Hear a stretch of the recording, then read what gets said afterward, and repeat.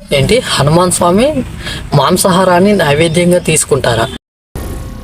ఏం మాట్లాడుతున్నావురా? నరాలు కట్ అయిపోయింది. వినడానికి చాలా ఆశ్చర్యంగా ఉంది కదా. నేను కూడా అలాగే అది నిజమే అని. ఇది వనపర్తి జిల్లాలోని ఉన్న ఒక చిన్న గ్రామంలో ఈ సాంప్రదాయం పూర్వం నుండి ఇప్పటిదాకా ప్రారంభిస్తున్నారు. ఈ ఊరిలో సింహాద్రి శ్రీరి. ఇలాంటి ఇంట్రెస్టెడ్ టాపిక్స్ కోసం మన ఛానల్ లైక్ చేసి, షేర్ చేసి, సబ్స్క్రైబ్ చేయండి. ఇప్పుడు అయన్నొద్దు, పాయింట్కి రా. Let's go topic. ఇది వనపర్తి జిల్లాలోని పెబ్బేరు మండలం పట్టుపల్లి గ్రామంలో ఉన్న చిన్న హనుమాన్ స్వామి టెంపుల్. ఈ హనుమాన్ స్వామి పూర్వం అక్కడ గొర్రెల కాపరులు మాత్రమే ఉండేవారు. అప్పుడు వాళ్ళు గొర్రెలన్నీ తీసుకొని మేతకు వెళ్ళినప్పుడు ఒక ఆయన తన గొర్రెలను తీసుకొని అడవిలోకి వెళ్ళారు. చుట్టూ కొండలు, వాగులు, వంకలు, ఎంతో అద్భుతంగా ఉండే ప్రదేశం అది. అప్పుడు ఆయన వెళ్ళి గొర్రెల విసిగిపోయి ఒక రాయికి ఆనుకొని కూర్చున్నప్పుడు ఆయనకి ఏదో తెలియని ఫీలింగ్ కలిగింది.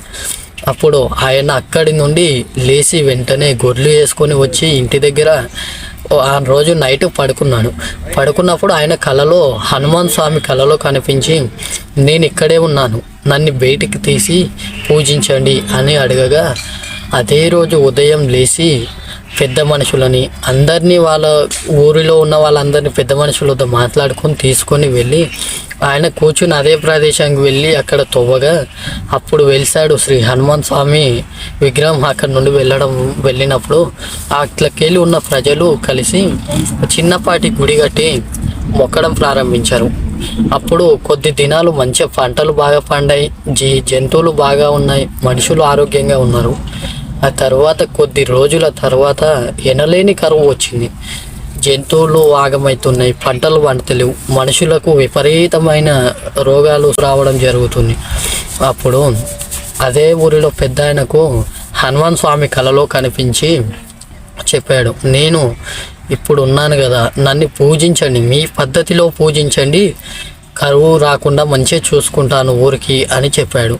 అప్పుడు ఆ పెద్ద ఆయన లేచి పెద్ద మనుషులందరూ చెప్పుకొని వాళ్ళందరూ కలిసి వెళ్ళి చిన్నపాటి గుడి కట్టి, అప్పుడు వాళ్ళ పద్ధతిలో అప్పట్లో మనం కోళ్ళు, మేకలు వాటిని మాత్రమే కదా అమ్మవార్లకు అవ్వలకు కోస్తుంటిమి.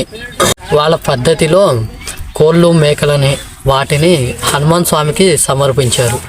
అప్పుడు కొద్ది దినాల తర్వాత పంటలు బాగా పండసాగాయి, కరువు లేకుండా జనాలు సుఖంగా ఉండసాగారు, జంతువులు సంతోషంగా ఉన్నాయి, చుట్టుముట్ట పల్లెలు సంతోషంగా